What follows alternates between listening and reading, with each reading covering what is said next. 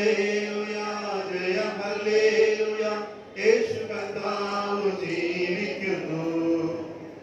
കൊല്ലുന്ന മരണത്തിൻ ഘോരതര വിഷപല്ലു തകർക്കലാം ഇനി തെല്ലും ഭയമിന്റെ മൃത്യുവിനെ നമ്മൾ വെല്ലോ വിളിക്കുകയാം. ഹല്ലേലൂയ ജയം ഹല്ലേലൂയ യേശു കർത്താവ് ജീവിക്കുന്നു. ഹല്ലേലൂയ ജയം ഹല്ലേലൂയ യേശു കർത്താവ് ജീവിക്കുന്നു. എന്റെ യേശു ജീവിക്കുന്നതിനാൽ ഞാൻ എന്നേക്കും ജീവിക്കയാം. ഇനി തന്നെ പിരിഞ്ഞൊരു ജീവിതമിൽ എനിക്കെല്ലാം എന്റെ യേശുവത്രേ. ഹല്ലേലൂയ ജയം ഹല്ലേലൂയ യേശു കർത്താവ് ജീവിക്കുന്നു. ഹല്ലേലൂയ ജയം ഹല്ലേലൂയ യേശു കർത്താവ് ജീവിക്കുന്നു. യേശു ക്രിസ്തു എന്നു ജീവിക്കുന്നു.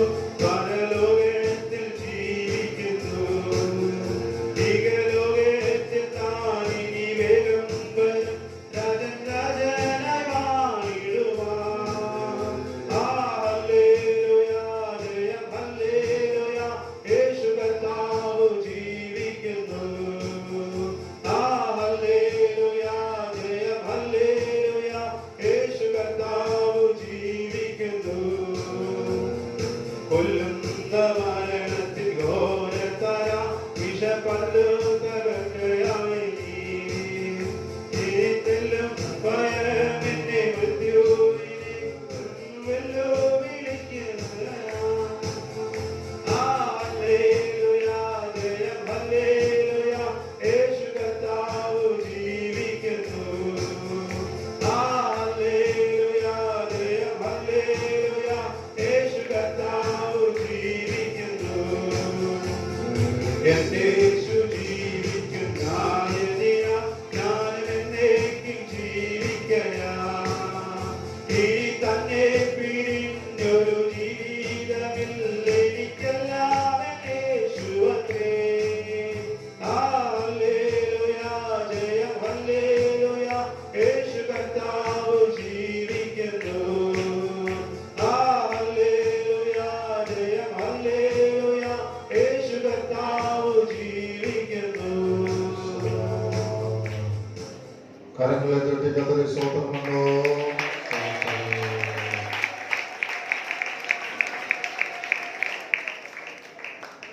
ഉയർത്തെഴുന്ന നല്ല നാളിൽ ഇவ்வளவு മഴച്ചയോട് கர்த்தரை ஆராதிக்க தேவன் நமக்கு பெரிய அற்புதம் செய்திருக்கிறார். அதற்காக சோதரமுண்டோ. நமக்கு நல்ல ஆலோசனைகளை தந்து மீதியான பாகங்களை கர்த்தர் நடத்த கர்த்தரை சோதரமுண்டோ. காணிக்கைகள் சாட்சிகள் இவைகளை குறிப்பாக அங்கீகரித்து ஆசீர்வதிக்க கர்த்தரை சோதரமுண்டோ. எங்கள் அன்பின் ராஜா பிதாவே இவைகளுக்காக ஸ்தோத்திரம். எங்களோடு நீர் இருக்கிறதற்காக ஸ்தோத்திரம். ஆண்டவரே, குத்து விளக்கின் மத்தியிலே நிலையங்கி தரித்து மார்பருகே பொற்கச்சை கட்டியவராக உலாவிக் கொண்டிருந்த கர்த்தர் உண்மையாகவே ஆராதனைக்கு வந்து அதே அனுபவத்தை எங்களுக்கு தந்தபடினால ஸ்தோத்திரம். எங்களோடு கூட இருந்து கிரியை செய்யும் இயேசுவின் மூலம் பிதாவே, ஆமென். உட்கார்வோம். உயர்த்தெழுந்த ஆண்டவர் இயேசுவின் இணையில்லாத நாமத்தில் அனைவருக்கும் அன்பின் வாழ்த்துக்கள். எல்லா பண்டிகைகளை விடவும் உயர்த்தெழுந்த பண்டிகை மிக மிக முக்கியமான ஒரு விஷயம். உயிர்த்தெழுந்த பண்டிகை வேதாகமத்திலே அது பண்டிகையாக சொல்லப்படாவிட்டாலும் கிறிஸ்தவர்கள் விசுவாசிகள் ஆவிக்குரிய பிரகாரமாக அதை ஆசரிக்க தவறுகிறதில்லை. அதிலே விசேஷமான அபிஷேகம் கடந்து வருகிறது. அப்போஸ்தலர் நடவடிக்கைகளின் புத்தகம் 1வது அதிகாரம் அதனுடைய 3வது வசனத்தை வாசித்து பார்ப்போம் என்றால் அங்கே என்ன சொல்லப்படுகிறது? அவர் பாடுபட்ட பின்பு 40 நாளளவும் அப்போஸ்தலருக்கு தரிசனமாகி தேவனுடைய ராஜ்யத்துக்குரியவைகளை அவர்களுடனே பேசி அநேகம் தெளிவான திருஷ்டாந்தங்களினாலே அவர்களுக்கு தம்மை உயிரோடு இருக்கிறவராக காண்பித்தார். 40 நாட்கள் அவர் உயிரோடு எழும்பி 40 நாட்கள் அநேக ஆதாரத்தோடு திருஷ்டாந்தங்களோடு அநேகருக்கு தரிசனமாகி தன்னை உயிரோடு இருக்கிறவராக காண்பித்தார். ஆண்டவர் இயேசு உயிரோடு எழும்பியது அவருக்கு பெரிய விஷயம் அல்ல, அது நமக்கு மிகப்பெரிய விஷயம். வேதத்துல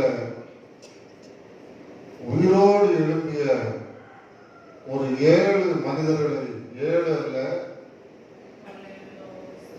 ஒரு 8 பேரை குறித்து தெளிவாக சொல்லப்பட்டிருக்கிறது.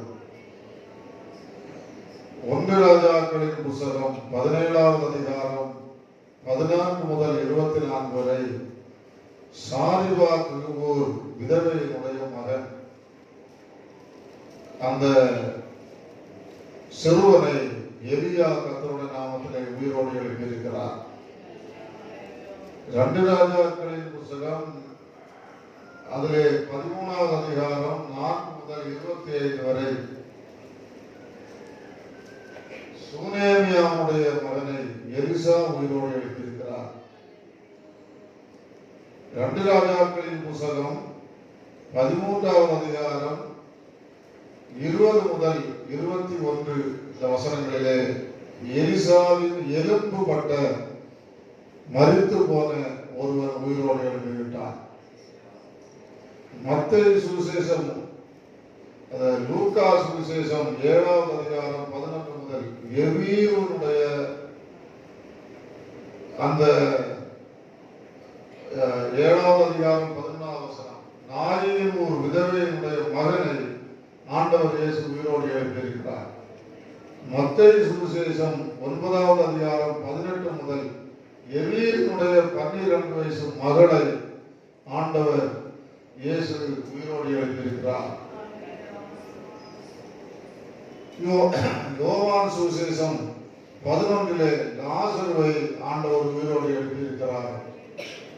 அப்போஸ்தலர் நடவடிக்கைகளின் புத்தகம் 9வது அதிகாரம் 36 முதல் யோப்பா பட்டணத்து தொற்காலை கர்த்தருடைய நாமத்தினால் பேதுரு உயிரோடு எழுப்பியிருக்கிறார்.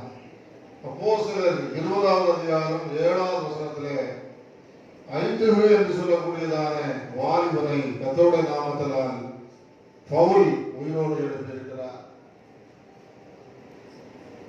அதிலே எலியா 1, எலிசா 2, பேதுரு 1, பவுல் 1, ஆண்டவர் இயேசு 3 பேரை உயிரோடு எழுப்பியிருக்கிறார். 4 ஆண்கள் 2 பெண்கள். அதனால் கர்த்தருக்கு ஸ்தோத்திரம் உண்டாவதாக. உயர்த்தெழுதல் என்கிறது அது பவுண்டேஷன் உபதேசம் என்று வேதத்தில் சொல்லப்பட்டிருக்கிறது. எபிரேயர் நிருபத்தினுடைய 6வது அதிகாரம் 2வது வசனத்திலே அது அஸ்திவார உபதேசம். வாசியுங்கள். ஸ்நானங்களுக்கு அடுத்த உபதேசம், கைகளை வைக்குதல், மரித்தோரின் உயிர்த்தெழுதல், நித்திய நியாய தீர்ப்பு என்பவைகளாகிய அஸ்திவாரத்தின் அஸ்திவார உபதேசங்களிலே மிக முக்கியமான ஒன்றுதான் உயர்த்தெழுதல் என்பதாக பார்க்க முடிகிறது. கர்த்தருக்கு ஸ்தோத்திரம் உண்டாவதாக. பவுண்டேஷன் இல்லாமல் கட்டடம் உண்டுமா? இல்லவே இல்லை. பவுல் ஆவியானவருடைய அபிஷேகத்திலே நிறைந்தவன் சொல்லுகிறான், உயர்த்தெழுதல் இல்லை என்றால் என்னுடைய பிரசங்கம் விருதா, என்னுடைய பிரசங்கம் விருதா, உங்களுடைய விசுவாசம் விருதா. ஆண்டவருக்காக இங்க ஓடுகிறோம், அங்க ஓடுகிறோம், உபவாசம் எடுக்கிறோம், ஜீவிக்கிறோம் என்கிறதெல்லாம் விருதா. உயர்த்தெழுதல் இருக்கிறபடினால், இவைகளை எல்லாம் நாம் செய்கிறபடினால் ஒரு நாள் நித்திய ராஜ்யத்திற்கு கடந்து போவோம் என்பது ஆதாரமான ஒரு காரியமாக இருக்கிறது. ஆண்டவர் இயேசு 33 வருஷம் செய்த ஊழியத்தை விடவும் 40 நாள் செய்த ஊழியம், உயர்த்தெழுந்து 40 நாட்கள் செய்த ஊழியம் மிக மிக முக்கியமான ஊழியம். முதலாவதாக உயர்த்தெழுந்த ஆண்டவர் இயேசு மகதலேனா மரியாளுக்கு தரிசனமாகி அவருடைய கண்ணீரை துடைத்தார். இன்றைக்கும் எண்ணிலடங்காத மனிதர்களுடைய கண்ணீரை உயர்த்தெழுந்த ஆண்டவர் துடைத்துக் கொண்டிருக்கிறார் என்பது நிச்சயமான ஒரு விஷயம். இரண்டாவதாக எம்மாவூருக்கு போன சீசர்களுக்கு ஆண்டவர் தரிசனமாகி அவருடைய இருதயங்களை கொழுந்து விட்டு எரியும்படியாக செய்தார். அவருடைய சந்தேகங்களை போக்கினார், அதைரியங்களை போக்கினார். மூன்றாவதாக பேதுருவினுடைய பின்மாற்றத்தை ஆண்டவர் செய்துவிட்டார், மாற்றி போட்டு விட்டார் என்பதாக வேதத்திலே பார்க்க முடிகிறது. ஊழியக்காரர்களை அவர் அதிகாரப்படுத்தி அனுப்பும் ஊழியத்தை கர்த்தர் செய்திருக்கிறார். ஒரு அறை வீட்டுக்குள்ளே பயந்து நடுங்கிக் கொண்டு ஐயோ எங்களுக்கும் இந்த கதி வந்துவிடுமோ என்று சொல்லி பயந்து கொண்டிருந்த சீசர்களுக்கு அவர்கள் நடுவிலே வந்து நின்று உங்களுக்கு சமாதானம் என்று சொல்லி பயத்தை நீக்கி சமாதானத்தை கொடுத்தார். கடைசியாக ஆண்டவர் செய்த உயர்த்தெழுந்த ஆண்டவர் செய்த ஊழியம் ஒலிவமலை. அந்த ஒலிவமலையினுடைய உயரம் 2723 அடி. அந்த 2723 அடிக்கு மேலே தன்னுடைய 11 அப்போஸ்தலர்களையும் கொண்டு போய் அவர்களை ஆசீர்வதித்துக் கொண்டிருக்கும் போது பரலோகத்திற்கு எடுத்துக் கொள்ளப்பட்டார். ஆண்டவர் உயர்த்தெழுந்த ஆண்டவர் இயேசு முக்கியமாக செய்யக்கூடியதான ஊழியம் எந்த ஊழியம்? ஆசீர்வதிக்கக்கூடியதான ஊழியம். இரவு தரிசனத்துல ஒரு காலமும் இல்லாத ஒரு காரியத்தை எனக்கு ஆவியானவர் காட்டினார். முழு சாயலையும் என்னால் பார்க்க முடியவில்லை. 2 கால்கள் ஆராதனை ஸ்தலத்தில் இங்கும் அங்குமாக அவர் பிரகாசம் உள்ள கால்கள் அது அப்படியே நடந்து கொண்டே இருக்கிறது. அந்த தரிசனத்திலே எனக்கு ஆசை முழுமையான அந்த ஆண்டவருடைய சாயலை பார்க்க வேண்டும் என்று. ஆனால் அந்த பாதங்கள் எங்கும் அங்குமாக ஆராதனை ஸ்தலத்திலே நடந்து கொண்டே இருக்கிறது. அதுதான் உயர்த்தெழுந்த ஆண்டவர் இயேசு கிறிஸ்து. அல்லேலூயா. கர்த்தருடைய பரிசுத்த நாமத்துக்கு ஸ்தோத்திரம் உண்டாவதாக. உயர்த்தெழுந்த ஆண்டவர் இயேசு கிறிஸ்து செய்த 7 ஊழியத்தை இன்றைக்கும் அவர் செய்யக்கூடியவராக இருக்கிறார். 14 தரிசனங்களை அவர் கொடுத்திருக்கிறார். முதலாவது தரிசனம் மகதலேனா மரியாளுக்கு இரண்டாவது தரிசனம் கல்லறையை பார்க்க வந்த ஸ்ரீகளுக்கு. மூன்றாவது தரிசனம் அந்த 11 அப்போஸ்தலர்கள் அறை வீட்டுக்குள்ள இருந்தவர்களுக்கு 10 அப்போஸ்தலர்கள். மூன்றாவது தரிசனம் தோமா அந்த இடத்துல இல்லை, 10 அப்போஸ்தலர்களுக்கு. அதற்கு அடுத்த ஞாயிறு ஒரு வாரத்துக்கு பிறகு தோமா இருக்கக்கூடிய நேரத்தில் 11 அப்போஸ்தலர்களுக்கு. திமோரா கடற்கரையிலே அந்த யோவான் 21 உள்ள 7 அப்போஸ்தலர்களுக்கு. தனியாக ஆண்டவர் பேதுருவுக்கு, தோமாவுக்கு அவர் 14 தரிசனங்களை அவர் கொடுத்தார். தரிசனம் தருகிறதான கர்த்தர் நம்முடைய தேவன், தரிசனம் தருகிறதான கர்த்தர். 2 வாரத்துக்கு முன்னால நம்முடைய சபையிலே வரக்கூடியதான 3 குடும்பத்திற்கு உள்ளே ஒரு பயங்கர பிரம்பு இருந்ததை கண்டேன். உடனே புரிந்து கொண்டேன், இது தண்டனையின் பிரம்பு. எப்படியாவது அந்த குடும்பங்களை நீர் பாதுகாக்க வேண்டும், ஒரு உணர்வை கொடுக்க வேண்டும், அவர்களுக்குள்ளே ஒரு சுத்திகரிப்பை கொடுக்க வேண்டும். அதற்கு 2-3 நாளுக்கு பிறகு குறிப்பிட்ட சிலருக்கு உள்ளே, சரீரத்துக்கு உள்ளே அந்த பிரம்பு இருக்கிறதை நான் கண்டேன். உடனே புரிந்து கொண்டேன், குடும்பத்துக்கு உபத்திரம் வரப்போகிறது, சரீரத்துக்கு உபத்திரம் வரப்போகிறது. அந்த தண்டனையின் பிரம்பை கர்த்தர் என்ன செய்தார்? காட்டினார். கர்த்தருக்கு ஸ்தோத்திரம் உண்டாவதாக. நல்ல தரிசனங்கள் கூட உண்டு. தரிசனம் தருகிறதான கர்த்தரை ஆராதிக்க கர்த்தருடைய பிள்ளைகளாகிய நாம் கடந்து வந்திருக்கிறோம். அதனால் கர்த்தருக்கு ஸ்தோத்திரம் உண்டாவதாக. உயர்த்தெழுந்த அந்த அனுபவம் மிக முக்கியமான ஒரு அனுபவம்.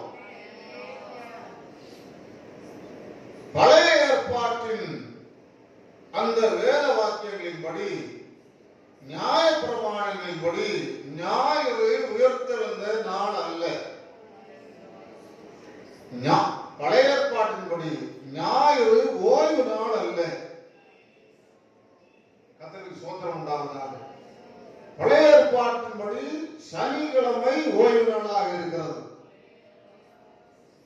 ஆனால் வேதாகமத்தை நீங்கள் பார்த்தால் புதிய ஏற்பாட்டிலே ஆண்டவர் இயேசு வாரத்தின் முதலாவது நாள் உயிரோடு எழுந்தினபடியினால் ஆதி சபையார் ஆண்டவர் இயேசு தரிசனம் கொடுத்த பெரும்பான்மையான 99 தரிசனங்களும்,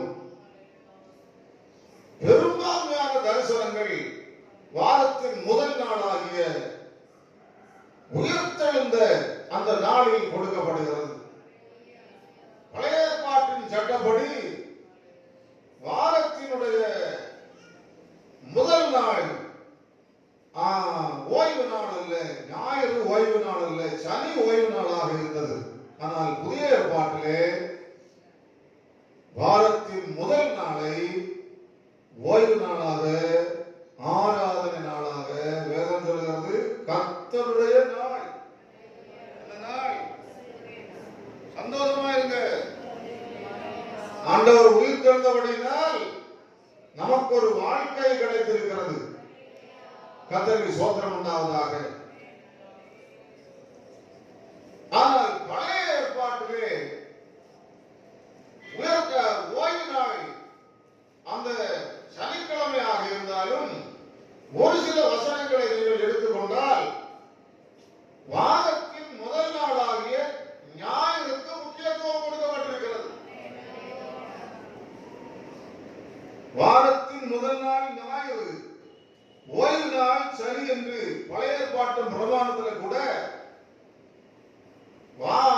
ஞாயிறுக்கு முதல் நாள் நாளுக்கு, வாரத்தின் முதல் நாளுக்கு முக்கியத்துவம் கொடுக்கப்பட்டிருக்கிறது. வாசியுங்கள் ஆதியாகமத்தினுடைய புஸ்தகம்.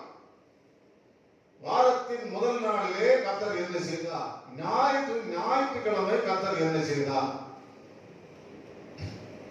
வாசியுங்கள் ஆதியாகமத்தின் புஸ்தகம் 1ஆம் அதிகாரம் 1 முதல் வாசியுங்கள். ஆதியிலே தேவன் வானத்தையும் பூமியையும் சிருஷ்டித்தார். வானத்தையும் பூமியையும் சிருஷ்டித்தார். பூமியானது ஒழுங்கின்மையும் வெறுமையுமாய் இருந்தது. ஒழுங்கின்மையாகவும் வெறுமையாகவும் இருந்தது.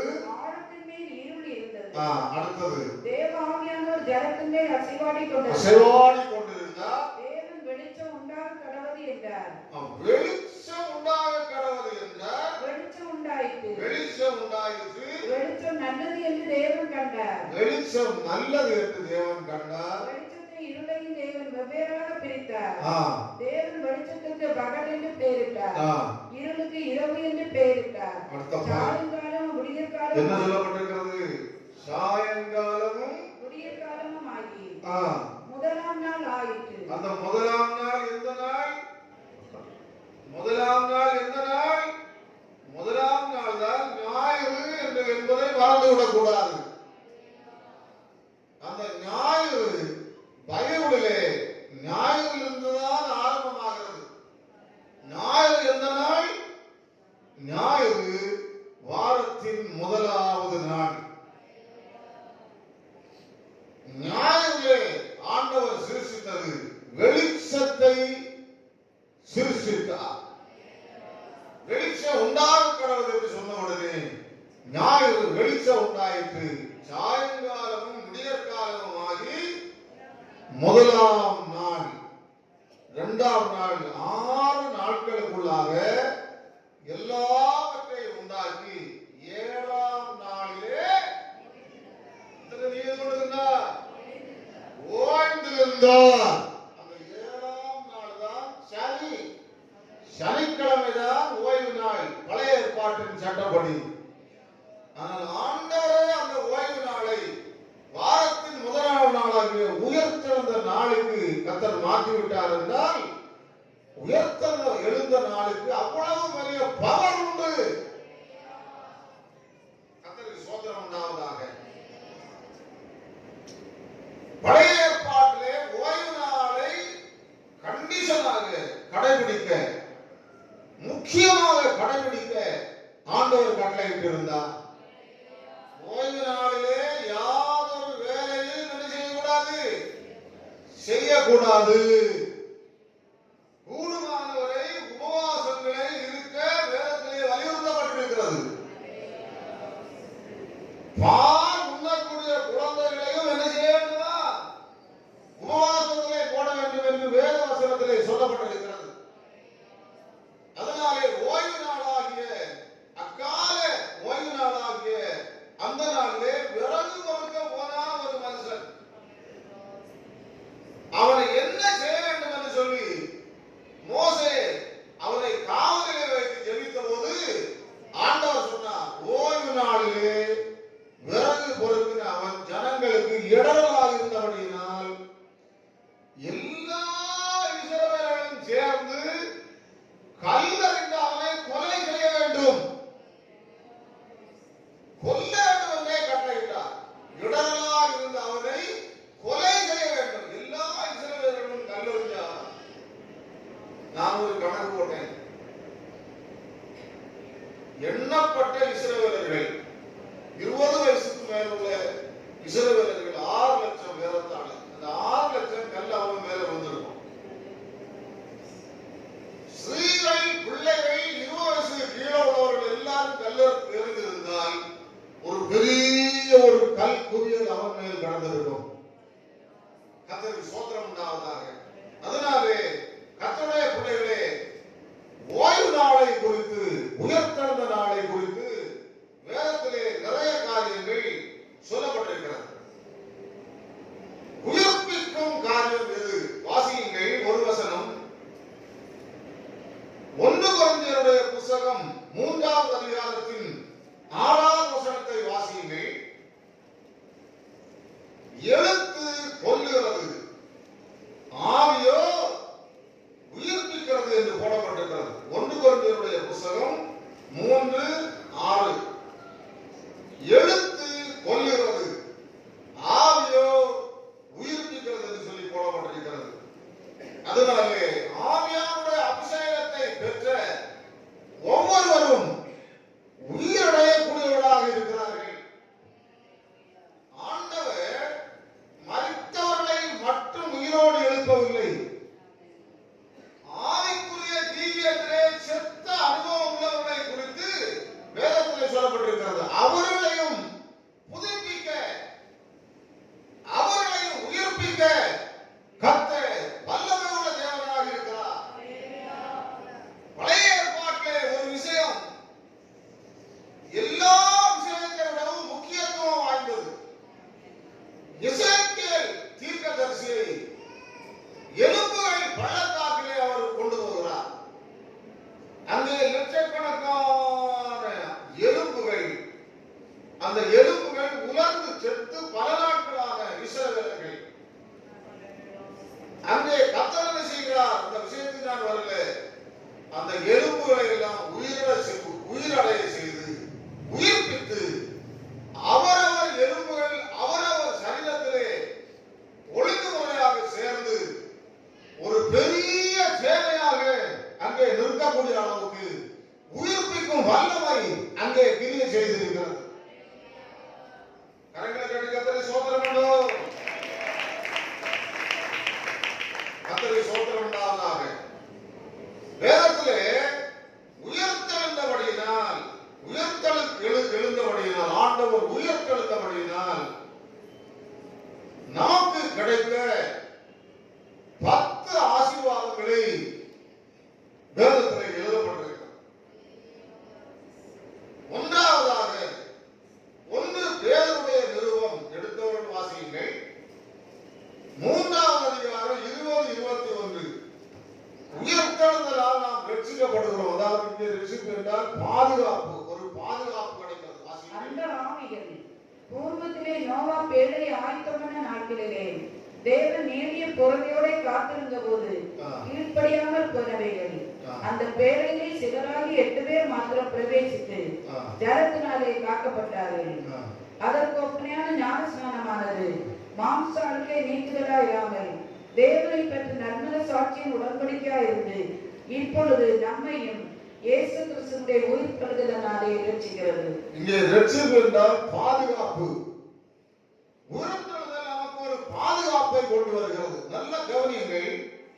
இரண்டாவதாக உயிர்த்தெழுதல் நமக்கு நம்மை ரோம நிருபம் 4ஆம் அதிகாரம் 25ஆவது வசனத்தை வாசித்தால் உயிர்த்தெழுதல் மூலமாக நாம் நீதிமான்கள் ஆக்கப்படுகிறோம் என்பதாக அங்கே துல்லியமாக சொல்லப்பட்டிருக்கிறது. அவர் நம்முடைய பாவங்களுக்காக ஒப்புக் கொடுக்கப்பட்டோம், நாம் நீதிமான்கள் ஆக்கப்படுவதற்காக எழுப்பப்பட்டும் இருக்கிறோம். நீதிமான்கள் உயர்த்தெழுதலினால் கர்த்தருடைய பிள்ளைகளாகிய நாம் நீதிமான்கள் ஆக்கப்படுகிறோம். 3வது பாயிண்ட்டுக்கு நாம் கடந்து வரலாம்.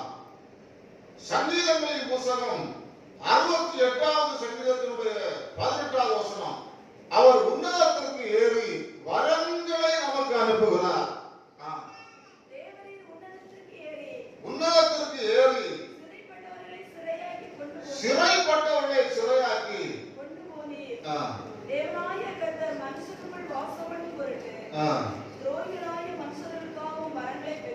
வரங்களை கர்த்தர் அனுப்புகிறார். வரங்கள் நமக்கு கிடைக்கிறது, கிருபைகள் நமக்கு கிடைக்கிறது. 5ஆவதாக நாம் பார்க்கக்கூடிய நேரத்தில் கொஞ்சம் எல்லாரும் ஜெபத்தோடு காணப்படுங்கள். உயர்த்தெழுந்த ஆண்டவர் இயேசு வேதத்திலே சொல்லப்பட்டிருக்கிறது, அவர் பரத்துக்கு எழுந்தருளி நம்முடைய ஜெபங்களை கேட்கிறார். இது 5வது. நம்முடைய ஜெபங்களை அவர் கேட்டு ஜெபங்களுக்கு பதிலளிக்கிறார். 6ஆவதாக உயர்த்தெழுந்த ஆண்டவர் இயேசு பிதாவினுடைய வலது வாசத்திலே உட்கார்ந்து நமக்காக எழுதி கொண்டிருக்கிறார். இரவு பகலாக பரிந்து பேசிக்கொண்டே இருக்கிறார்.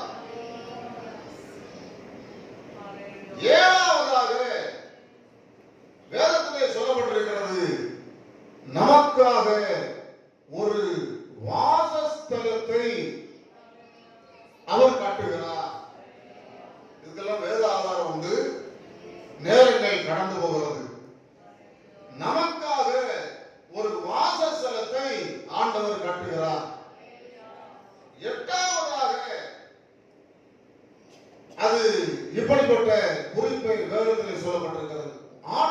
உயர்த்தெழுந்தபடியினால் எட்டாவதாக உயர்த்தெழுதல் உண்டு என்று நிரூபித்தார். உயர்த்தெழுதல் உண்டு என்று சொல்லி கர்த்தருடைய பிள்ளைகளாகிய நமக்கு நிரூபித்தார். ஒன்பதாவதாக ஆண்டவர் உயர்த்தெழுந்தபடியினால் பழைய ஏற்பாட்டிலே ஆண்டவர் இயேசு உயர்த்தெழுவார் என்கிற அனைத்து தீர்க்கதரிசன வசனங்களையும் ஆண்டவர் இயேசு உயர்த்தெழுந்தபடியினால் நிறைவேற்றினார். பத்தாவதாக ஆண்டவர் உயர்த்தெழுந்தபடியினால் இரண்டாம் வருகை உண்டு என்று ஆண்டவர் இயேசு நிரூபித்தார். எல்லாரும் கரங்களை தட்டி கர்த்தரை ஸ்தோத்திரம் பண்ணுவோம். கர்த்தருடைய பரிசுத்த நாமத்துக்கு ஸ்தோத்திரம் உண்டாவதாக. அதனாலே உயர்த்தெழுதல் சாதாரணமான ஒரு விஷயம் அல்ல. ஒரு பிரபல்யமான ஒரு மனுஷன் உயர்த்தெழுதல் இல்லை என்று சொல்லி எங்கும் பிரச்சாரம் செய்வானா.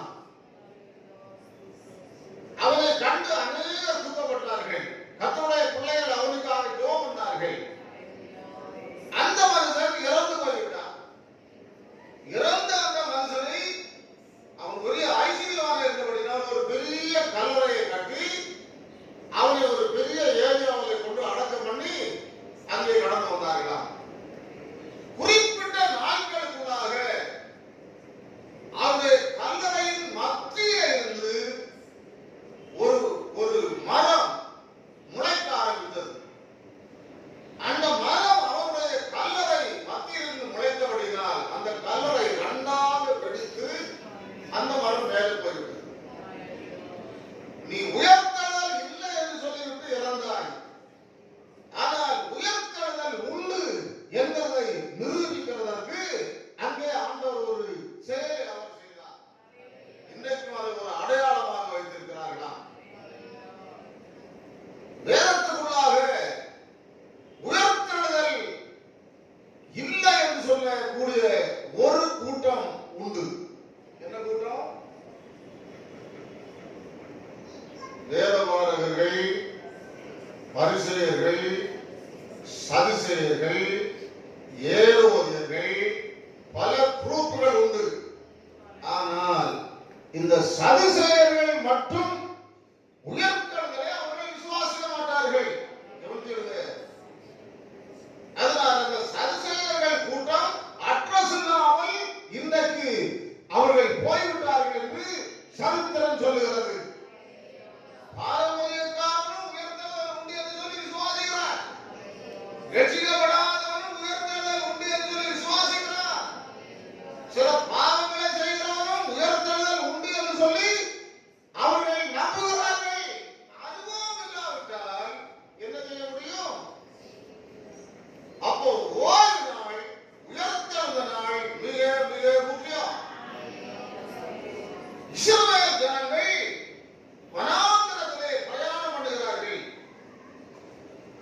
வனாந்தரத்திலே பிரயாணம் பண்ணக்கூடியதான இஸ்ரவேல் ஜனங்கள் 40 வருஷ காலமாக வனாந்தரத்திலே அவர்கள் பிரயாணம் பண்ணுகிறார்கள். இந்த 40 வருஷ காலமும் ஓய்வு நாள் வந்தால் அங்கே வனாந்தரத்திலே அவர்கள் போன இஸ்ரவேல் ஜனங்கள் ஒவ்வொரு ஓய்வு நாளையும் பரிசுத்தமாக ஆசரித்து 40 நாட்களும் பிரயாணம் பண்ணினார்கள். 40 நாட்கள் எத்தனை ஓய்வு நாள் வரும் தெரியுமா? பழைய ஏற்பாட்டின் கணக்குப்படி, புதிய ஏற்பாட்டின் கணக்குப்படி ஒரு வருஷத்துக்கு 300 எத்தனை நாள்? 300 பழைய ஏற்பாட்டின் கணக்குப்படி 360 நாள். அதற்கு ஆதாரம் வேதத்திலே உண்டு.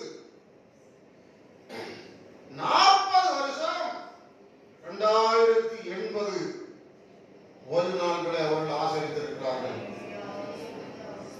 ஓய்வு நாளில் அவர்கள் யாதொரு வேலையும் செய்வதில்லை. ஓய்வு நாளை அவர் ஆண்டவர் ஆண்டவர் சொன்னார், ஓய்வு நாளை பரிசுத்தமாக ஆசரிப்பாயாக. சில ஓய்வு நாளுக்கு முன்பாக சில விசுவாசிகள் காலையிலே பதறி ஏதாவது உழைப்புக்கு அடுத்த அலுவலர்களை செய்து ஆராதனை இத்தனை மணி இருந்தாங்க, அதுக்கு முன்ன போயிடலாம், அதுக்கு முன்னாக உழைப்புக்கு அடுத்த அலுவலர்களை செய்து ஆராதனைக்கு வந்தால் கர்த்தர் அதை என்ன செய்ய மாட்டார். கர்த்தருடைய ஊழியக்காரன் என்கிறதான அதிகாரத்தோடு சொல்கிறேன், அவர்களுடைய ஆராதனை கர்த்தர் என்ன செய்ய மாட்டார், அங்கீகரிக்கவே மாட்டார். ஓய்வு நாள் என்று சொன்னால் 24 மணி நேரங்கள் ஓய்வு நாள். அதுபோல ஆத்திர அவசரமாக பலவிதமான கடமைகள் உண்டு, அதை செய்யலாம். பிழைப்புக்கு அடுத்த பண ஆதாயத்துக்கு அடுத்த எந்த வேலையையும் ஓய்வு நாளுக்கு ஆராதனை நேரத்திற்கு முந்தியும் செய்யக்கூடாது. பண ஆதாயத்துக்கு அடுத்த எந்த வேலையையும் ஆராதனை முடிந்து என்ன செய்யக்கூடாது, செய்யக்கூடாது. ஆராதனை நாளிலே நீ விசுவாசியாக இருந்தால் உனக்கு கடை இருந்தால் கடையை திறக்கக்கூடாது. அந்த லாபத்தை நீ ஓய்வு நாளை உண்மையாக ஆசரித்தால் மற்ற 6 நாட்களும் சேர்த்து கர்த்தர் செய்வார். அங்க பல புதிய கஸ்டமர்களை கர்த்தர் எழுப்புவார், புதிய வருவாயை கர்த்தர் உண்டாக்குவார். அதை நீ செய்வாய் என்று சொன்னால் ஓய்வு நாளுக்கு முந்தியும் பிந்தியும் இப்படி நீ உழைப்பு கொடுத்த அலுவலர்களை செய்வாய் என்று சொன்னால் உன்னுடைய அந்திய காலம் சுத்திகரிப்பில்லாத காலமாக மாறிவிடும். நீ மற்றவர்களுக்கு இடரலாக இருப்பாய் என்று ஆவியானவர் சொல்லுகிறார். கர்த்தருடைய பரிசுத்த நாமத்துக்கு ஸ்தோத்திரம் உண்டாவதாக. அதனாலே நான் உங்களுக்கு சொல்லக்கூடிய காரியம், ஓய்வு நாளை எப்போதும் கர்த்தருடைய பிள்ளைகள் பரிசுத்தமாக ஆசரிக்கணும். உயர்த்தவரை கொடுத்து சாசு ரொம்ப கரிசனையாக அதை மறக்க செய்வார். இப்போ வெள்ளிக்கிழமை ஆண்டவர் இயேசு கிறிஸ்துவை சிலுவையிலே அறைந்து கொண்டார்கள்.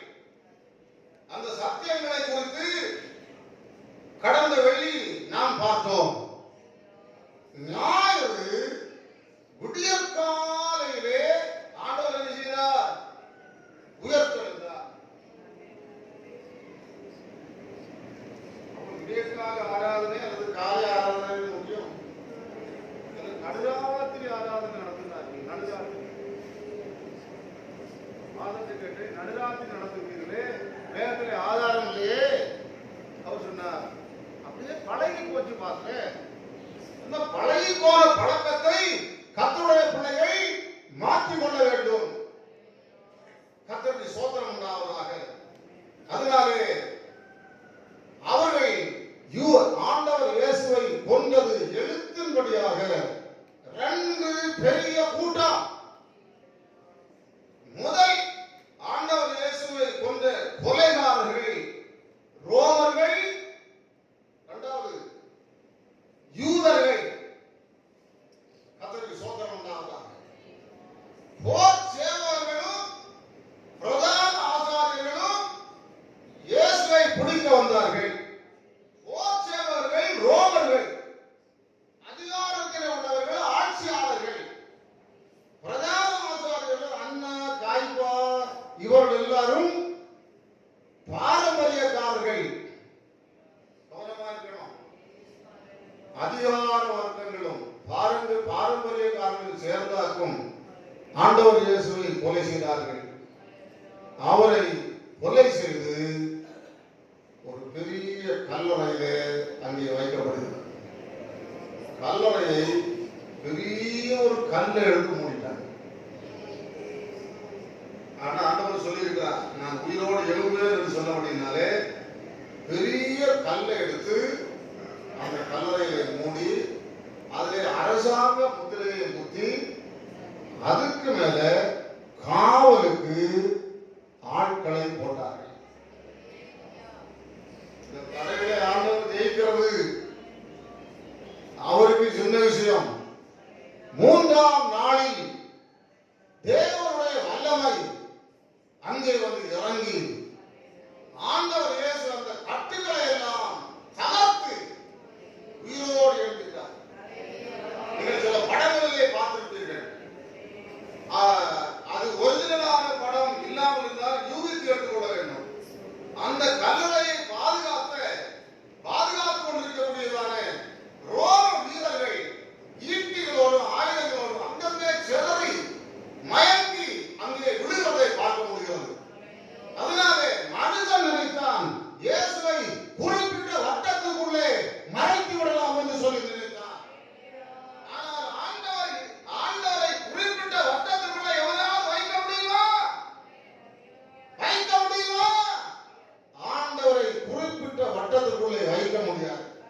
சில விசுவாசிகளும் ஆண்டவரை குறிப்பிட்ட வட்டத்துக்குள்ளே வைத்து அதற்குள்ளே இருக்கிறார்கள். ஆண்டவர் வைத்த அந்த வட்டத்திற்குள்ளே நீ இருக்க வேண்டுமே இல்லாமல் ஆண்டவரை குறிப்பிட்ட வட்டத்திற்குள்ளே நீ வைக்க முடியாது என்பதை அறிந்து கொள். கர்த்தருடைய பரிசுத்த நாமத்துக்கு ஸ்தோத்திரம் உண்டாவதாக. வேதம் சொல்கிறது உயர்த்தெழுதலின் முதல் பலன் ஆண்டவர் இயேசு கிறிஸ்து. உங்களுக்கு புரிகிறதா? உயர்த்தெழுதலுக்கு வரிசைகள் உண்டு. அந்த உயர்த்தெழுதலின் முதல் பலன் ஆண்டவர் இயேசு கிறிஸ்து என்று சொல்லப்படுகிறார். இரண்டாவது உயர்த்தெழுதல், மூன்றாவது உயர்த்தெழுதல், நான்காவது, ஐந்தாவது, ஏழாவது உயர்த்தெழுதல் வரை வேதத்திலே சொல்லப்பட்டிருக்கிறது. ஒரு மரம் இருக்கிறது என்று சொன்னால் அந்த மரத்திற்கு முதல் கனி உண்டு. முதலாவது காய்க்கக்கூடிய கனிக்கு பேர் முதல் கனி, முதல் பலன். ஒரு ஆடு மாடுகளுக்கு முதலாவது உள்ள பலன்கள் உண்டு. மனிதர்களுக்கு பிறக்கக்கூடிய பிள்ளைகளுக்கு பிறக்கக்கூடியதற்கு முதல் பலன் என்று சொல்வார்கள். ஆண்டவர் இயேசுவுக்கு அவருடைய உயர்த்தெழுதல் அவர் முதல் பலனாக இருக்கிறார். உயர்த்தெழுதலுடைய 7 வரிசைகளையும் வேத வசனத்திற்குரிய ஆதார வசனத்திற்கு நேரம் இல்லாதபடினால் நான் உங்களுக்கு சொல்லி போகிறேன். முதல் பலன், முதலாம் உயர்த்தெழுதல் இயேசு. இரண்டாவது யார் உயர்த்தெழுவார்கள் என்று சொன்னால் வருகை நாட்களிலே கிறிஸ்துவுக்கு உள் மரித்தவர்கள் முதலாவது எழுந்திருப்பார்கள். பூர்ணமான 100% பரிசுத்தவான்கள். அவர்கள்தான் உயர்த்தெழுதலின் இரண்டாவது வரிசை. மூன்றாவது உயர்த்தெழுதலின் வரிசை என்றால் என்ன என்றால் கிறிஸ்துவுக்குள் ஜீவிக்கிறவர்கள் மறுரூபமாகி அவர்கள் என்ன செய்வார்கள்? அவர்கள் எழுந்திருப்பார்கள். கிறிஸ்துவுக்குள் ஜீவிக்கிறவர்கள் மறுரூபமாகக்கூடிய ஒரு கூட்டம், அவர்கள் தான் மூன்றாவது உயர்த்தெழுதல். வருகை நாட்களிலே 2 கூட்ட ஜனங்கள், அந்த 2 கூட்ட ஜனங்கள் கிறிஸ்துவுக்குள் மரித்தவர்களும் கிறிஸ்துவுக்குள் நல்ல ஜீவிக்க மறுரூபமாகக்கூடியவர்கள் 2 கூட்டமும் சேர்ந்து பைபிளில் சொல்லப்பட்டிருக்கிறது. புறாக்களை போல எடுத்தவர்கள் வாசியுங்கள். அந்த வருகை நாட்களிலே 2 கூட்ட ஜனங்களும் அவர்கள் என்ன செய்கிறார்கள்? 2 கூட்ட ஜனங்கள் ஒன்றாக சேர்ந்து புறாக்களை போல பரத்துக்கு நேராக பறந்து போகிறார்கள். கர்த்தருக்கு ஸ்தோத்திரம் உண்டாவதாக. அப்படி பறந்து போகிறவர்கள் ஒரு காரியத்தை சவாலிட்டு சொல்லுகிறார்கள். 1 கொரிந்தியருடைய புத்தகம் 15 சொல்லப்பட்டிருக்கிறது. கவனிங்க, எல்லாரும் கவனிங்க.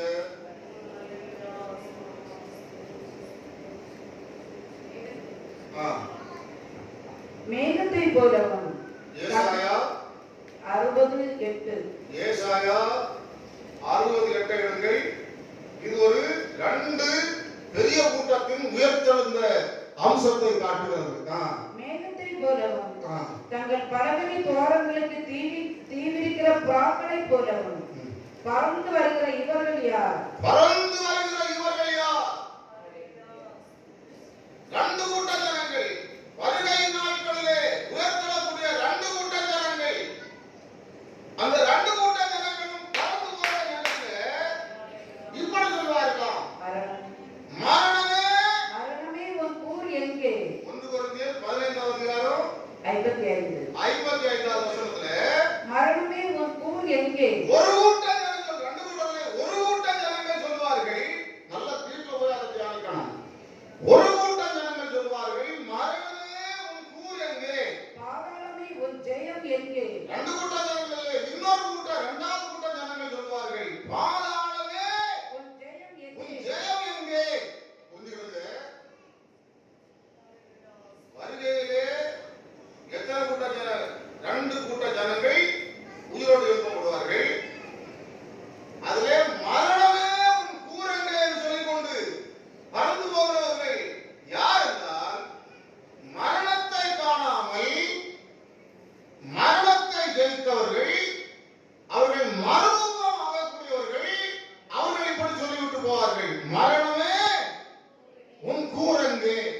சரி, பாதாளமே உன் ஜெயம் எங்கே என்று யார் சொல்கிறது? கிறிஸ்துவுக்குள் மரித்து காலாகாலமாக அடக்கம் பண்ணப்பட்டவர்கள், அவர்கள் மரித்தவர்கள் ஆனபடினால் அவர்கள் மரணமே உன் கூர் எங்கே என்று சொல்ல முடியாது. அதனால அவர்கள் சொல்கிறார், பாதாளத்தை ஜெயித்தபடினால் பாதாளமே உன் ஜெயம் எங்கே என்று சொல்லி அவர்கள் சொல்லிக் கொண்டு போகிறார்கள். பாருங்கள், நான் எத்தனை கூட்டம் ஜனங்கள் சொல்லியிருக்கிறேன், எத்தனை உயர்த்தெழுதல். இயேசு உயர்த்தெழுதலின் முதல் பலன். வருகையிலே ரெண்டு கூட்ட ஜனங்கள் எழுந்து போகிறார்கள். மூன்றாவது வரிசை ஏனோக்கு எலியா அந்த கிறிஸ்துவின் நாட்களிலே அந்த பாய்ந்து எடுத்து வாசியுங்கள். அவர்கள் மூன்று நாட்களுக்கு மேல் எருசலேம் வீதியிலே மரித்தவர்களாக காணப்படுகிறார்கள். தேவ ஆவி அவர்களுக்குள்ளே வந்த நேரத்திலே அவர்கள் எழும்பி பரத்துக்கு எடுத்துக் கொள்ளப்படுகிறார்கள். 11வது அதிகாரத்தில் வரும். அப்போ ஏனோக்குக்கு கூட மனசாட்சியின் கால முதல் பலன்கள் எழுதி போகிறார்கள். 3 நாளைக்கு பின்பு தேவனிடத்திலிருந்து ஜீவ ஆவி அவர்களுக்குள் பிரவேசித்தது. அப்பொழுது அவர்கள் காலூன்றி நின்றார்கள். அவர்களை பார்த்தவர்களுக்கு மிகுந்த பயம் உண்டாயிற்று. இங்கே ஏறி வாருங்கள் என்று வானத்திலிருந்து தங்களுக்கு உண்டான பெரிய சத்தத்தை அவர்கள் கேட்டு மேகத்தில் ஏறி வானத்திற்கு போனார்கள். ஏனோக்கு எலியா ரெண்டு பேரும் உயர்த்தக்கூடிய நேரத்தில் ஏனோக்கு மனசாட்சி நியாயப்பிரமாணத்தின் காலத்திற்கு முன் வாழ்ந்த பரிசுத்தவான். அவனோடு கூட மனசாட்சியில் உள்ள முதல் பலன்கள் பூரணர்கள் எழுதி போகிறார்கள். எலியா நியாயப்பிரமாண காலத்திலே வாழ்ந்த பூர்ணமான பரிசுத்தவான். எலியாவோடு கூட மனசாட்சியின் கால நியாயப்பிரமாணத்தின் கால பரிசுத்தவான்கள் எழுதி போகிறார்கள். 5 2 7 உயர்த்தெழுதலை குறித்து நான் உங்களுக்கு சுட்டி காட்டினேன். 8வது உயர்த்தெழுதல் என்று வருகிறது. பாவிகளுக்கு உயர்த்தெழுதல் உண்டு. ஏனென்றால் நியாய தீர்ப்பு அங்கே கொடுக்க வேண்டும். அதை நான் 2வது உங்களுக்கு சொல்லுகிறேன். 6வது உயர்த்தெழுதல் இரத்த சாட்சிகளின் உயர்த்தெழுதல். ஆபேல் முதல் கடைசி காலம் வரை வாழ்ந்த இரத்த சாட்சிகள் உயிரோடு எழும்புவார்கள். ஸ்தேவான், யாக்கோபு, 11 அப்போஸ்தலர்கள் அநேக இரத்த சாட்சிகளாக மரித்தவர்கள். அந்த இரத்த சாட்சிகளுடைய உயர்த்தெழுதல் 6வது உயர்த்தெழுதல். இந்த 6 உயர்த்தெழுதல்களும் முடிந்து 1000 வருஷ அரசாட்சியிலே அதனுடைய முடிவிலே எருசலேம் யுத்தத்திலே இந்த வானமும் பூமியும்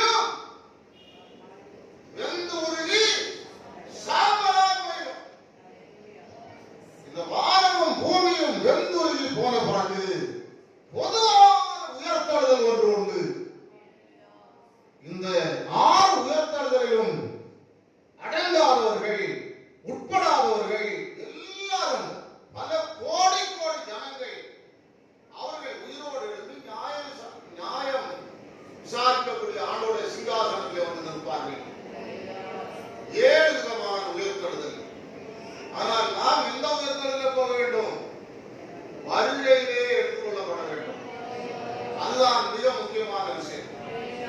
உயர்த்துவதற்கு நாம் ஆயத்தப்படுவோம். எல்லாரும் முழங்கால் பண்ணிட்டு கர்த்தரை ஆராதிப்போம். எல்லாரும் ஆராதிப்போம். ஆமென். ஜீசஸ்.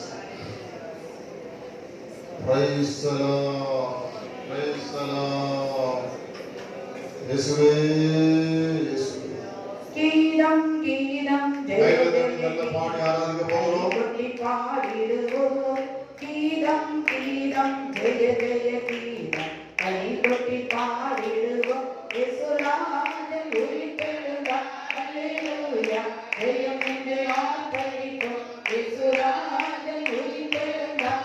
அல்லேலூயா ஜெயம் என்று ஆர்ப்பரிப்போம். வானகம் மகிழை பூரின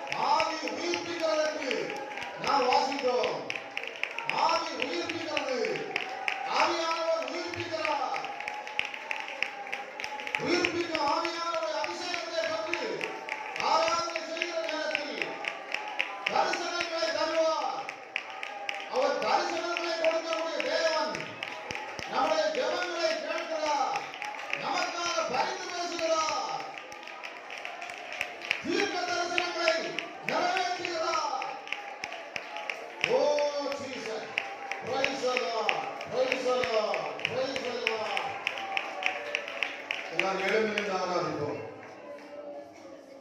ஒரு குறிப்பிட்ட வீட்டிலே நிறைய முள்ளுகள் இருக்காது எனக்கு தெரிகிறது.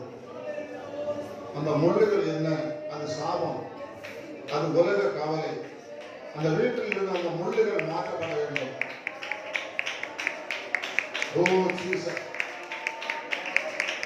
ஒரு நபரை கர்த்தர் காட்டுகிறார். ஆவிக்குள்ளே நிரம்பி ஆராதிக்கும் போது தரிசனங்களை கர்த்தர் தருவார். தண்ணீர் இல்லாமல் துடிக்கும் மீன், தண்ணீர் தடாகத்தை விட்டு வெளியே போகாத கர்த்தருடைய பிள்ளையே, சபையின் அனுபவத்தை இழந்து எங்கேயும் போய் கெட்டு போகாது என்று கர்த்தர் உன்னை பார்த்து சொல்லுகிறார். எல்லாரும் ஆராதிப்போம். ஆமென். ஹalleluya, ஹalleluya, ஹalleluya. கர்த்தருடைய காரியங்களை நீ அடிக்கடி அற்பமாக நினைத்தபடியினால் பயங்கரமான ஆவியானவர் தூக்கப்பட்ட சந்தர்ப்பங்கள் உண்டு. கர்த்தருடைய ஊழியக்காரர்களை பற்றியும் கர்த்தருடைய காரியங்களை குறித்தும் ஏளனமாக நினைத்த உனக்கு வாதை நிறைய காத்திருக்கிறது. ஒரு சுத்திகரிப்பு நமக்கு வேண்டும். ஆராதனை செய்கிற நேரத்தில் ஆவியானவரே மழையிலே நனைந்து அப்படியே கழிவுற மகிழ்வோம். எல்லாரும் ஆவிக்குள்ளே ஆவோம்.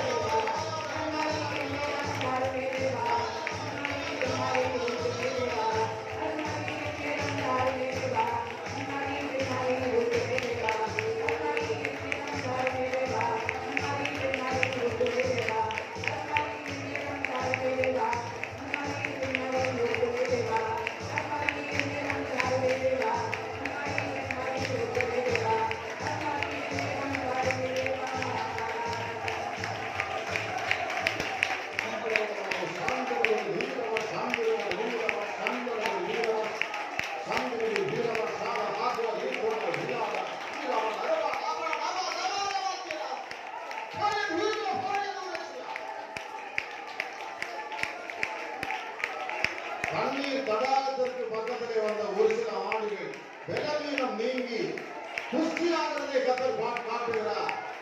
சரீரத்தில் ஒரு கிடங்கு உண்டாகிறது, பலம் உண்டாகிறது, பலவீன ஆதிக்கங்கள் மாறுகிறதை கத்தர் காட்டுகிறார். தேவ சமூகம் அவர்களுக்குள்ளே காணப்படுகிறது.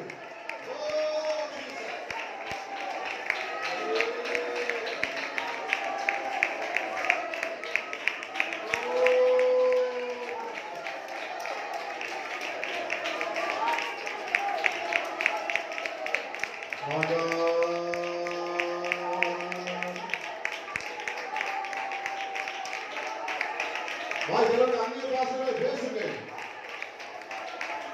இதை பார்த்துக் கொண்டிருக்கிறவர்களும் கர்த்தருக்குள்ளே மகிழ்ந்து உயிர்ப்பிக்கும் ஆவியினால் நிரம்பி ஆராதிப்போம்.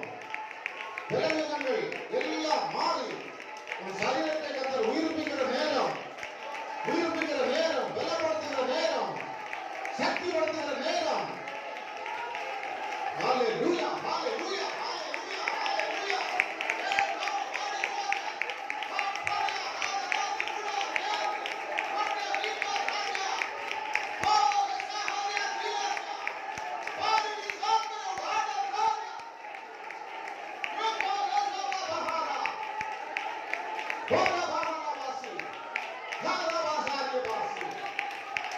ஒரு சிலரை கர்த்தர் தன்னுடைய கரத்திலே வைத்திருக்கிறதாக தெரிகிறது. தன்னுடைய கரத்திலே வைத்திருக்கிறார், ஏற்றுகிறார் கர்த்தர். அந்த அனுபவம் மிகவும் முக்கியமானது. எழுப்புதல் உண்டாகட்டும், விடுதலைகள் உண்டாகட்டும், ஒரு பெரிய ஒரு எழுச்சி உண்டாகட்டும். ஹalleluya, ஹalleluya, ஹalleluya.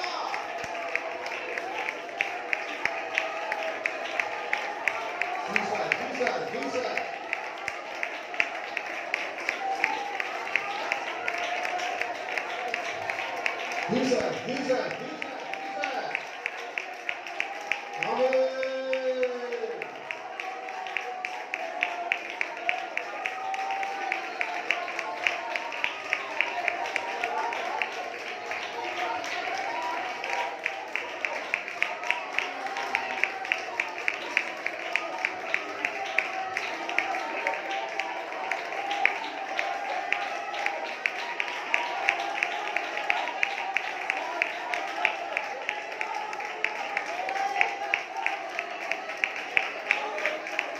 ஆவியானவர் பேசிக் கொண்டிருக்கிறார். ஆவியானவர் இடைப்பட்டுக் கொண்டிருக்கிறார்.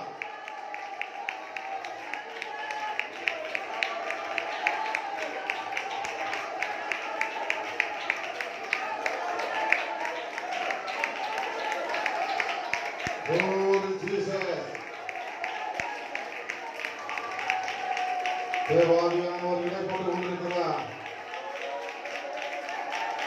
Jesus. Amen, Jesus.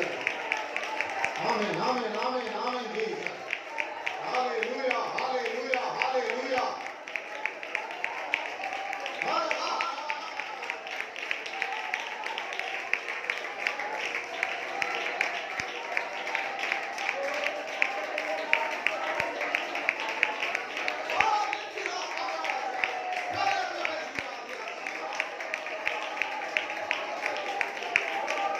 மரண கண்ணிகளுக்கு நீங்களாக்கின கர்த்தர் நானே என்று கர்த்தர் சொல்லுகிறார். மரண கண்ணிகளுக்கு நீங்களாக்கி இருக்கிறார். தப்புவித்த தேவனுக்காக நீ ஜீவி என்று கர்த்தர் உன்னோடு பேசுகிறார். அருமையான கர்த்தருடைய பிள்ளையே, இன்னும் நீ ஞானஸ்நானம் எடுக்காமல் இருந்தால் உனக்கு உபாதைகள் உண்டாகும் மட்டுமல்ல, உன் குடும்பத்தை சேர்ந்தவர்கள் பாதிக்கப்படுவார்கள் என்று கர்த்தர் உன்னோடு பேசுகிறார். இன்னும் நீ ஞானஸ்நானம் எடுக்காமல் இருந்தால் உனக்கு சங்கடமான காரியங்கள் மட்டுமல்ல, உன் குடும்பத்தை சேர்ந்தவர்கள், உன் வீட்டார் பாதிக்கப்பட போகிறார்கள் என்று கர்த்தர் சொல்லுகிறார். ஓ பிரைஸ் தி லார்ட்.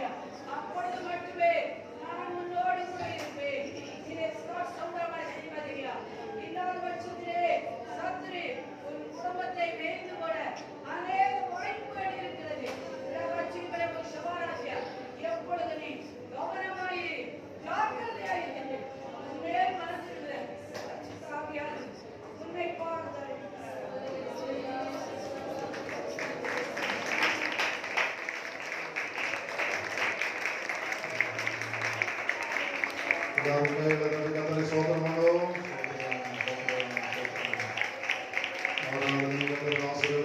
സ്വതന്ത്രമുണ്ടോ? ഊഴിയങ്ങളെയും വിശ്വാസികളെയും കുടുംബങ്ങളെയും അതോട് സംബന്ധപ്പെട്ട കാര്യങ്ങളെയും കർത്താവിന്റെ കരത്തിൽ നമ്മൾ ഒപ്പുകൊടുത്ത് സ്വതന്ത്രമുണ്ടോ? പിതാവായ ദേവനെ സ്വതന്ത്രമുണ്ടോ?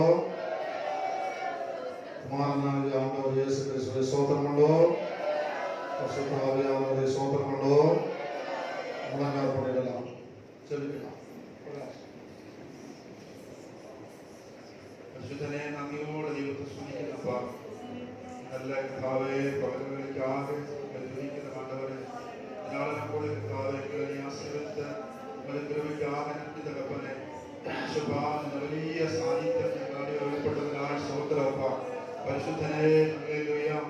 കർത്താവേ ഞങ്ങൾ കേട്ട വചനങ്ങളെല്ലാം ഞങ്ങളുടെ ഹൃദയത്തിനകത്ത് പതിയുവാൻ സഹായിക്കണമേ. കർത്താവെ ഇവിടെ കടന്ന എല്ലാ കുടുംബങ്ങളെയും കർത്താവ് അനുഗ്രഹിക്കണമേ. കർത്താവെ കുഞ്ഞുങ്ങളെയും കർത്താവെ മുതിർന്നവരെല്ലാവരെയും കർത്താവ് സ്വർഗ്ഗം അനുഗ്രഹിക്കണമെന്ന് പ്രാർത്ഥിക്കുന്നു. പരിശുദ്ധനെ വചനം സംസാരിച്ച ദാസനെ ബലപ്പെടുത്തിയതിനായി നന്ദി പറയുന്നു. കർത്താവെ പാടുവാൻ കർത്താവെ അക്കാര്യം കൊടുത്തതിനായി സ്തോത്രം. ദൈവത്തിന്റെ കൃപ കൊണ്ട് കൂടണമെന്ന് പ്രാർത്ഥിക്കുന്നു. കർത്താവെ ഞങ്ങളുടെ സഭകൾക്കായി സ്തോത്രം ചെയ്ത് കന്യാകുമാരി അടക്കമുള്ള കർത്താവെ എല്ലാ സഭകൾക്കായി ഞങ്ങൾ പ്രാർത്ഥിക്കുന്നു.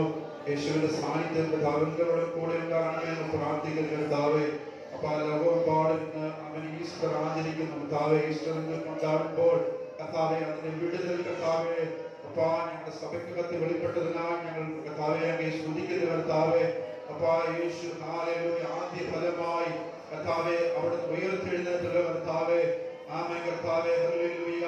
കർത്താവെ സ്തോത്രം. വീണ്ടും കർത്താവിന്റെ വചനത്തെ ഞങ്ങൾ കാണുന്നല്ലോ. എക്കാള ശബ്ദം ഊതുമ്പോൾ ആമേൻ കർത്താവിൽ മരിച്ചവർ അവൻ മുമ്പേ ഉയർത്തെഴുന്നേൽക്കും. അവൻ പിന്നെ ജീവനോട് ശേഷിക്കുന്ന നാം രൂപാന്തരപ്പെടുമെന്ന് കർത്താവെ ഞങ്ങൾക്ക് ഉയർപ്പുണ്ടെന്ന് ഞങ്ങൾ മനസ്സിലാക്കുന്ന കർത്താവെ ഇന്ന് പകൽക്കാലം കർത്താവെ ഞങ്ങളുടെ ഉയർപ്പിൽ കർത്താവെ ആമേൻ ഞങ്ങൾ ഹല്ലേലൂയ ആമേൻ ശ്രദ്ധയോടെ കർത്താവ് ജീവിപ്പാൻ ദൈവം ഞങ്ങളെ സഹായിക്കണമെന്ന് പ്രാർത്ഥിക്കുന്ന കർത്താവെ യേശുവേ ഹല്ലേലൂയ. ആമേൻ കർത്താവ് ആമേൻ മൂന്നാം നാൾ ഉയർത്തെഴുന്നേറ്റപ്പോൾ ആമേൻ 2 ശിഷ്യന്മാർ എമൗസിലേക്ക് പോയപ്പോൾ അവൻ അവരുടെ കൂടെ സഞ്ചരിച്ച കർത്താവ് അവൻ അവരോട് ദൈവവചനം ഹല്ലേലൂയ അവൻ പൊരുളുകളെ തിരിച്ചു കൊടുത്തപ്പോൾ അവൻ അവരുടെ ഹൃദയത്തിന്റെ അകത്ത് തീ കത്തിയെന്ന് പറഞ്ഞല്ലോ കർത്താവെ. അവൻ ആ തീ കത്തിയതുപോലെ ഇന്ന് ഇവിടുന്ന് കടന്നു പോകുന്ന ഓരോ ജനത്തിന്റെ ഹൃദയത്തിനകത്ത് കർത്താവെ തീ കത്തുവാൻ അവൻ വചനത്തെ കുറിച്ച് ഹല്ലേലൂയ അവൻ സുവിശേഷത്തെ കുറിച്ച് അവൻ വിശുദ്ധ ജീവിതത്തെ കുറിച്ച് കർത്താവിന്റെ കൂട്ടായ്മയെ കുറിച്ചുള്ള തീ കത്തുവാൻ കർത്താവെ നീ സഹായിക്കണമെന്ന് പ്രാർത്ഥിക്കുന്നു കർത്താവെ. അവൻ എല്ലാവരുടെ ഹൃദയത്തിനകത്ത് അവൻ വചനം ഹല്ലേലൂയ അവൻ തീയായി കത്തുവാൻ കർത്താവ് സഹായിക്കണമെന്ന് പ്രാർത്ഥിക്കുന്നു കർത്താവെ. ഹല്ലേലൂയ. അവൻ കർത്താവിന്റെ വരവേറ്റം അടുത്തിരിക്കുന്ന കാലഘട്ടമാണല്ലോ കർത്താവെ. സ്തോത്രം. അവൻ കർത്താവിന്റെ കാഹളനാദം കേൾക്കുന്ന സമയമെടുത്തല്ലോ കർത്താവെ. അവൻ ഞങ്ങൾക്കൊരു ഉയർപ്പുണ്ടെന്ന് ഞങ്ങൾ മനസ്സിലാക്കുന്നില്ല കർത്താവെ. അവൻ വിശുദ്ധിയോടെ അവൻ ഹല്ലേലൂയ ജീവിപ്പാൻ ദൈവം ഞങ്ങൾക്ക് കൃപ നൽകണമെന്ന് പ്രാർത്ഥിക്കുന്നു കർത്താവെ. കടന്നവൻ എല്ലാവരെയും കർത്താവ് അനുഗ്രഹിക്കണമെന്ന് പ്രാർത്ഥിക്കുന്നു കർത്താവെ. ഹല്ലേലൂയ. കർത്താവെ കേട്ട വചനം ഞങ്ങളുടെ ഹൃദയത്തിന്റെ മാംസപ്പലകയിൽ പതിയട്ടെ കർത്താവെ. കർത്താവെ തൊട്ടോളം കർത്താവിന്റെ ദാസന് വലിയ കർത്താവെ മർമ്മങ്ങളെ അവൻ ഹല്ലേലൂയ പൊരുൾ തിരിച്ചു തരുവാൻ കർത്താവെ ഞങ്ങളുടെ ദാസനെ അവിടെ ബലപ്പെടുത്തിയതിനാൽ ഞങ്ങൾ നന്ദി പറയുന്നു കർത്താവെ. സ്തോത്രം. വീണ്ടും കർത്താവെ ശക്തിയോടെ ഉപയോഗിക്കണമേ. ആയിരങ്ങൾക്ക് 10,000ങ്ങൾക്ക് കർത്താവ് അനുഗ്രഹമാക്കി ദൈവം മാറ്റുവാൻ ദൈവത്തോട് ഞങ്ങൾ പ്രാർത്ഥിക്കുന്നു കർത്താവെ. സ്തോത്രം. ഇപ്പോൾ ഞങ്ങൾ പിരിയാത്ത സാന്നിധ്യം കൊണ്ട് ഞങ്ങൾ നിറയ്ക്കണമേ കർത്താവെ. നീ ഇവിടെ അങ്ങനെ ചെയ്തതെന്ന് നന്ദി പറയുന്നു. യേശു ക്രിസ്തുവിന്റെ നാമത്തിൽ പ്രാർത്ഥിക്കുന്നു. കൃപ തോന്നി കേൾക്കണമെന്ന പിതാവേ.